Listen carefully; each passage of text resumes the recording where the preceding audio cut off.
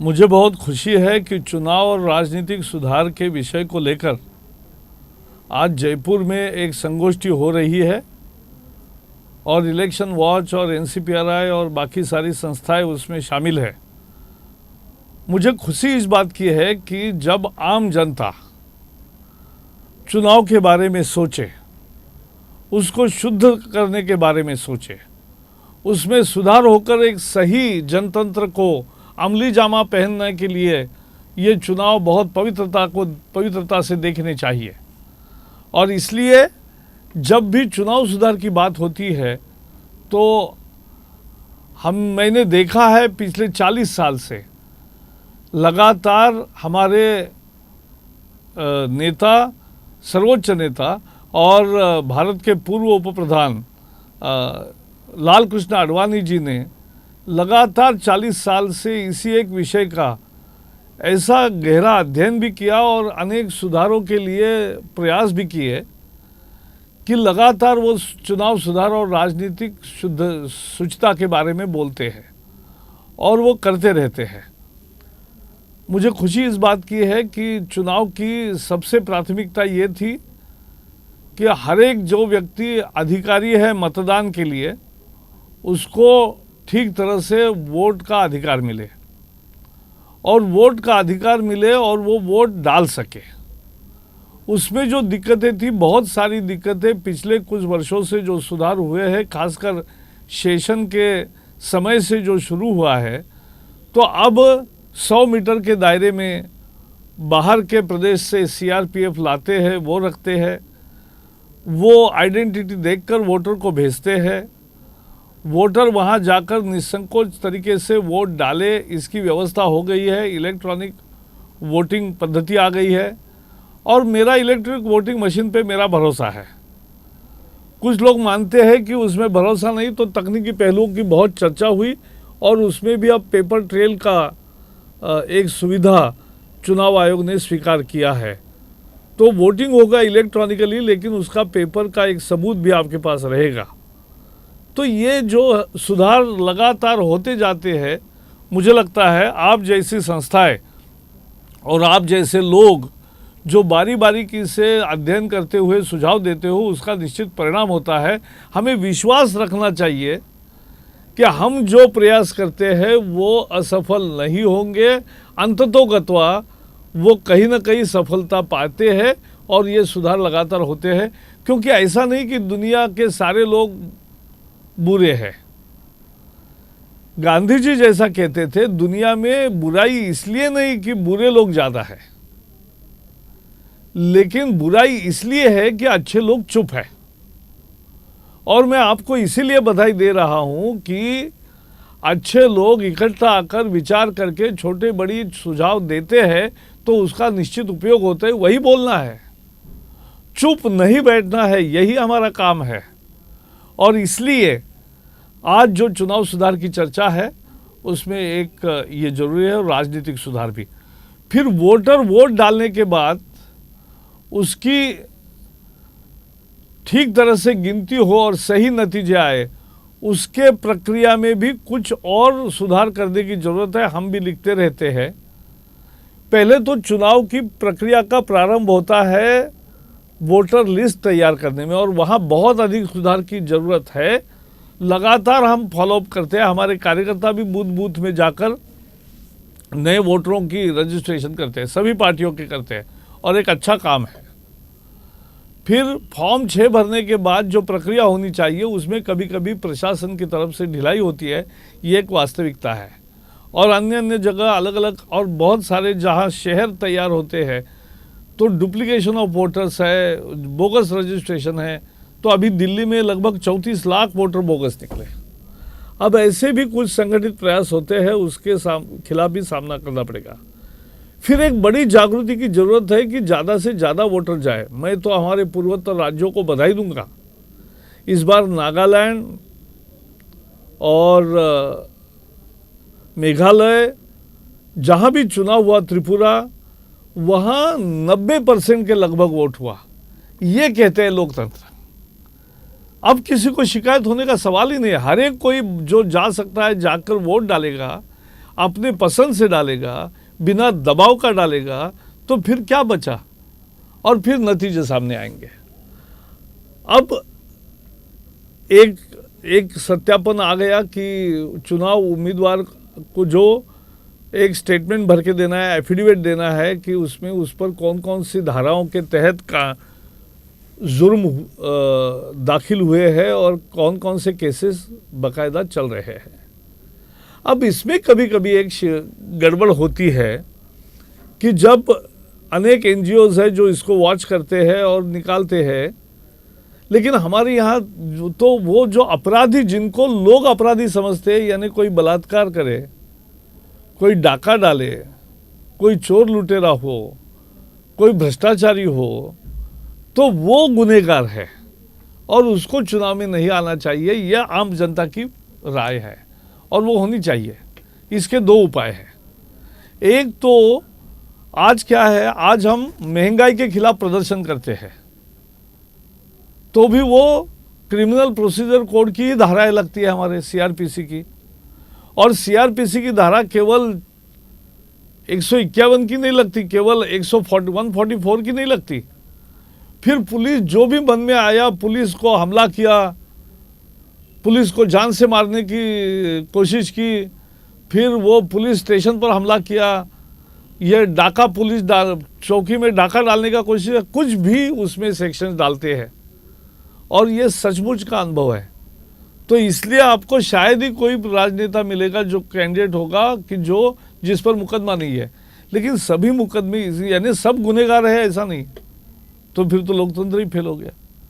तो ये ऐसा है कि heinous crimes must be separated from the normal political programs and offences for political programs, क्योंकि लोगों के लिए बाकायदा लड़ना ये राजनीति का हिस्सा है, ये लोकतंत्र का मूल अधिकार है। तो उसके सेक्शन में जो आते हैं उनको क्रिमिनल मत कहो, वो तो पॉलिटिकल केसेस है, और जो केसेस में सचमुच अपराध है, हीनियस क्राइम्स है, उनको सेपरेट करके उन धाराओं के जहां उन पर 2 चार्जशीट होंगे।